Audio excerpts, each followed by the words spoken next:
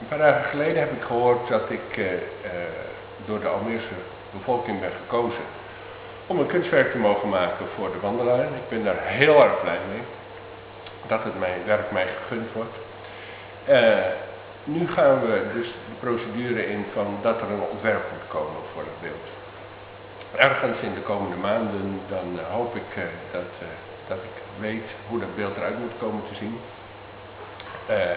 Als dat eenmaal zover is, dan wordt dat beeld gepresenteerd aan de opdrachtgever, dat is een commissie.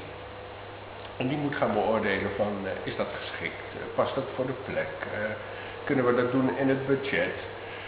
Dat is een heel traject en als op een gegeven moment blijkt van dat die twee dingen kloppen met elkaar, dan kan ik dat beeld gaan uitvoeren.